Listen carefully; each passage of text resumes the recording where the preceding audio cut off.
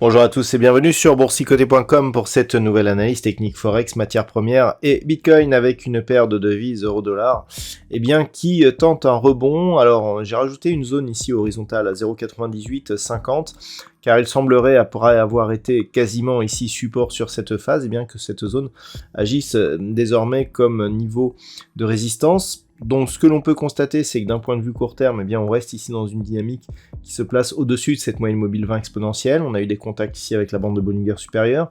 On n'a pas une conviction exceptionnelle, mais ça contraste en tout cas avec la tendance que nous avions ces derniers jours, puisque nous avons eu un biais fortement baissier donc sur cette paire de devises, avec notamment la rupture ici de la zone de parité.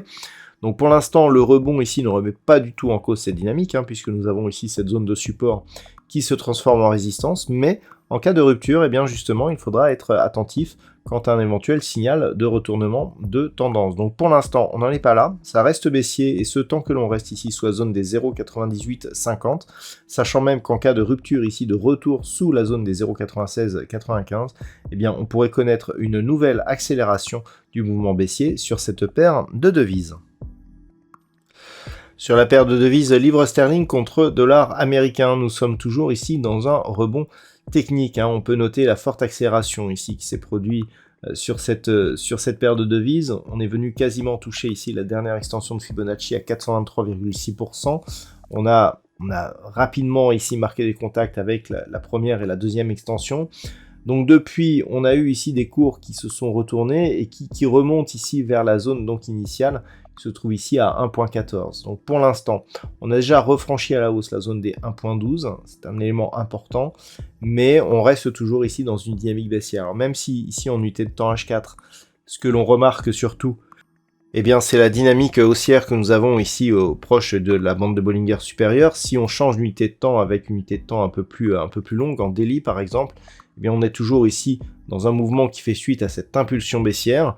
On rebondit et au final ce rebond reste ici collé à la moyenne mobile 20 exponentielle. Donc pour l'instant, d'un point de vue un peu plus moyen terme, on reste dans une impulsion fortement baissière qui pourrait reprendre donc en cas de retour ici sous la zone des 1,0865. Donc attention ici pour l'instant à ce mouvement qui n'est que technique. On commencerait à regarder les choses différemment si les cours revenaient au-delà des 1.14 sur cette paire de devises livre sterling contre dollar américain. Sur l'or, il semblerait que le mouvement baissier qui avait été déclenché suite à la rupture ici de la zone des 1675 $ l'once soit en train de s'invalider. On avait commencé ici à creuser un petit peu l'écart, à se rapprocher de la zone des 1600. Et puis, nous avons eu un rebond ici, donc ça c'était en fin de semaine dernière, qui s'est stabilisé donc sous la zone des 1675. Donc ce matin déjà, on pouvait penser ici que cette zone, après avoir été un support majeur, allait résister. Pas du tout. Et on voit bien ici que c'est une zone majeure puisque son franchissement se fait sur un mouvement ici relativement fort. On vient casser la zone de point haut significative ici court terme que nous avions sur un niveau proche des 1685 $ l'once. On continue ici à imprimer un beau mouvement. Alors, d'un point de vue moyen terme, parce que si l'on regarde d'une manière un peu plus large, on voit ici que nous avons donc cette impulsion et que l'on reprend ici. Donc clairement, ça amoindrit, je dirais, la portée de la rupture de cette zone des 1675, puisqu'on avait tout de même des objectifs qui étaient assez bas. Le fait que si rapidement on revienne chercher cette zone avec peu d'amplitude au final sur l'échelle moyen terme, de cassure, nous indique qu'on serait plus ici sur un mouvement qui continuerait ici sur cette dynamique légèrement baissière, mais pas forcément d'accélération ici sous la zone des 1675 $ l'once. Donc ça, c'est à surveiller. Si les cours revenaient ici au-delà des 1758, là, clairement, on commencerait à regarder les choses différemment, puisqu'on aurait des débuts de signaux de fort affaiblissement, donc justement de cette dynamique baissière.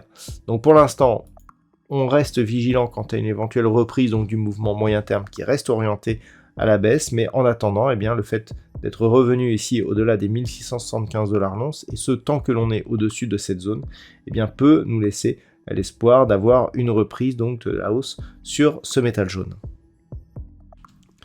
Sur le WTI, nous sommes toujours là aussi dans une dynamique baissière, malgré le rebond que nous connaissons ici depuis quelques jours. Sur l'unité de temps daily, ce que l'on peut constater, eh bien, c'est que la zone des 84 $ le baril, qui était précédemment zone de support, est devenue résistance, et que la moyenne mobile 20 exponentielle, ici dans cette unité de temps, est elle aussi résistante. Donc tant que l'on est dans cette configuration, ça reste baissier sur le WTI. Par contre, en cas de rupture ici, forte de cette zone des 84 $ le baril, eh bien on pourra avoir des changements de dynamique, mais on pourrait repasser dans un biais haussier qu'après une rupture ici de cette zone de point haut significative qui se situe sur des niveaux proches des 89,50 $ le baril. Tant que nous sommes sous ces niveaux, eh bien on reste dans une dynamique à portée baissière. Et puis enfin, on termine avec le Bitcoin qui oscille toujours ici entre sa zone des 18 500 et des 20 000 $ pour un Bitcoin. Ça fait maintenant quelques jours qu'on est dans cette zone, donc très proche de la zone d'alerte des 18 500 $ pour un Bitcoin. Donc je vous rappelle que le fond de tendance reste toujours orienté ici à la baisse, malgré cette longue stabilisation que nous avons autour des 20 000 $ pour un Bitcoin. Par contre, le fait que l'on reste ici sur un niveau proche, sans casser, nous indique que l'on est peut-être ici sur une base de stabilisation. Et plus le temps va passer, plus cette zone ici des supports, si elle n'est pas cassée, eh bien, pourrait justement justifier ce statut de socle de retournement. On a ici, quand on regarde, deux zones de points bas qui sont assez proches. Si désormais on venait casser ici cette zone intermédiaire proche des 25 200 $ pour un Bitcoin, on aurait un double bottom qui pourrait justement donner un signal de retournement.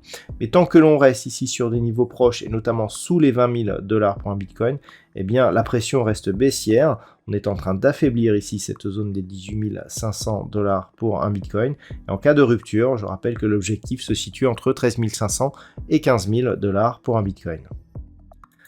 Voilà donc ce que l'on peut dire sur l'analyse technique de ces principaux actifs Forex, matières premières et crypto-monnaies. Je vous souhaite de passer une très bonne soirée. On se retrouve dès demain pour d'autres analyses techniques, toujours sur le site boursicoté.com.